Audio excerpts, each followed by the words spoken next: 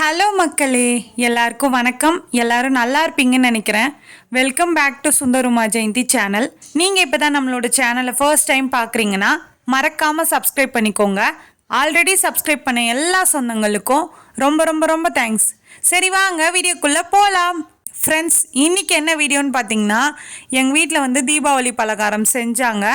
அதை தான் நான் உங்ககிட்ட வீடியோ எடுத்து ஷேர் பண்ணியிருக்கேன். தீபாவளி பலகாரம் எங்கள் அக்காவுக்கு செஞ்சு கொடுத்தாங்க. போன இயர் பார்த்திங்கன்னா முறுக்கு அதிரசம் எல்லாமே செஞ்சோம். ஆனால் இந்த இயர் முறுக்கு மட்டும்தான் செஞ்சோம். ஃபஸ்ட்டே பச்சரிசி இருக்குல்ல, அதை கழுவி போட்டுக்கணும். அளவு எனக்கு எப்படின்னா படி கணக்கில் சொன்னாங்க எங்கள் அம்மா. அதனால் ஒரு படி இருக்குன்னா அதுக்கு 1/4 கிலோ உளுந்து எடுத்துக்கணும். நம்ம ரெண்டுத்தையும் கழுவி போடக்கூடாது. பச்சரிசி மட்டும் கழுவி காய வச்சிடணும்.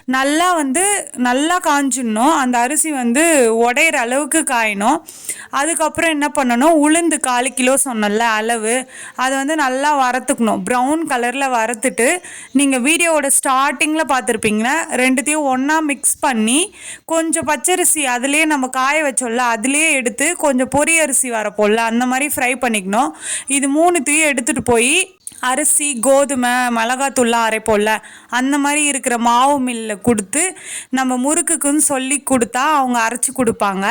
அதை நம்ம எடுத்துகிட்டு இதில் எனக்கு என்ன சொன்னாங்கன்னா, ரொம்ப முக்கியம் பெசியறது தான் முக்கியம். அந்த மாவை பெசியறது அவ்வளோ இம்பார்ட்டண்ட் அப்படின்னு சொல்லிட்டு ஓமம் போடணும். ஓமம் எதுக்காகனா ஜீரணமாகும், அதுக்காக தான். அந்த ஓமத்தை ஃபஸ்ட்டு நல்லா கொட்டி புடச்சிடுறாங்க. புடச்சிட்டு அதுக்கப்புறம் தண்ணியில் கொட்டி அலசி அதை வடிகட்டி இருத்துட்டா அதில் இருக்க கல் எல்லாமே போயிடுது. அதுக்கப்புறம் தான் அந்த ஓமம் லாஸ்ட்டாக தூவுறோம் மேலே. பாதி அதுக்கப்புறம் அந்த ஓமம் தோறாங்க. தண்ணி கொஞ்சம் கொஞ்சமாக ஊற்றி கொஞ்சம் கொஞ்சமாக தெளித்து பிசையணும். அதே மாதிரி கல்லுப்பு இருக்குல்ல, அதை தண்ணியில் கரைச்சிட்டு நம்மளுக்கு தேவையான கல்லுப்பை தண்ணியில் கரைச்சிட்டு அதை அப்படியே தண்ணி தெளிக்கும் போது சேர்த்து தெளிச்சோன்னா அந்த உப்பு அதில் கரெக்டாக ஆகிடும். நம்ம பெசியறதுல தான் அந்த முறுக்கு சூப்பராக வருமா, சாஃப்டாக. எங்கள் அம்மா சொல்லிட்டு இருந்தாங்க.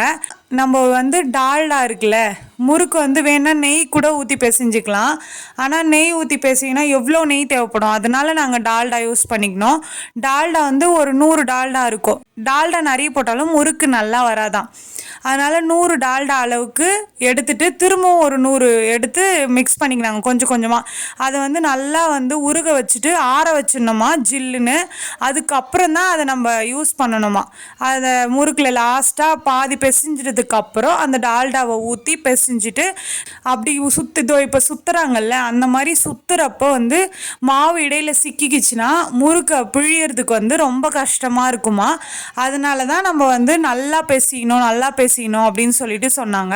அது பேசியலைன்னா கூட முறுக்கு என்ன ஆகும்னா பிரிஞ்சு போயிடும். தனித்தனியாக ஒரு காராசு மாதிரி தனித்தனியாக பிரிஞ்சு போயிடும் அப்படின்னு சொல்லிட்டு சொன்னாங்க.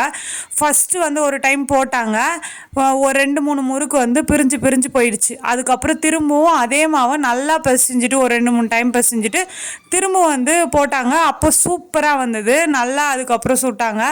இதில் என்னென்னா, ஒரு பெரியவங்கெல்லாம் எங்கள் பாட்டிலாம் சுடும்போதெல்லாம் சொல்லுவாங்க, எண்ணெய் சட்டியில் பக்கத்தில் உட்காந்துன்னு பேசக்கூடாதான், எண்ணெய் இழுக்கும் அப்படின்னு சொல்லிட்டு சொல்லுவாங்க. முறுக்கு எடுக்கிறாங்கல்ல அவங்க அங்கே உட்காந்துன்னு பேசிக்கினே செய்யக்கூடாது அப்படின்னு சொல்லுவாங்க. இது உங்களுக்கு தெரியுமா அப்படின்னு சொல்லிட்டு கமெண்ட் பண்ணுங்கள். ஒரு பக்கம் இங்கே முறுக்கு செஞ்சுட்டு இருந்தாங்களா, எனக்கு வெறுப்படிக்குதுன்னு சொல்லிட்டு நான் என்ன பண்ணேன், தேங்காய் வீட்டில் இருந்தது, அந்த பின்னாடி பேக் சைடில் கருப்பு கலர் அதோட தோல் இருக்கும்ல, அது எல்லாத்தையும் எடுத்துட்டு நல்லா மிக்சியில் போட்டு ட்ரையாக அடித்து வச்சுட்டேன். அதை சும்மா நார்மலாக வெல்லம் இருக்குல்ல, வெல்லத்தை நல்லா உருக்கிட்டு வடிகட்டிட்டு திரும்பவும் நல்லா வெல்லம் கரையிட்டோன்னு சொல்லிட்டு இந்த தேங்காய் இருக்குல்ல அதை கொட்டி நல்லா நிறைய கலரிட்டே இருந்தேன். வேணால் நம்ம நெய் ஊற்றிக்கலாம், ஆனால் நான் நெய் ஊற்றலை, நெய் இல்லை என்கிட்ட. நான் அப்படியே அந்த எண்ணெய் பிரிஞ்சு வர அளவுக்கு நல்லா அது கொஞ்சம் லைட்டாக ப்ரௌன் கலரில் வந்தது. பார்க்குறதுக்கு எனக்கு சூப்பராக இருந்தது. எனக்கு வெறுப்படிக்கிறதுக்காக தான் நான் செஞ்சேன். அதை செஞ்சுட்டு இருந்தேன் சைடில்.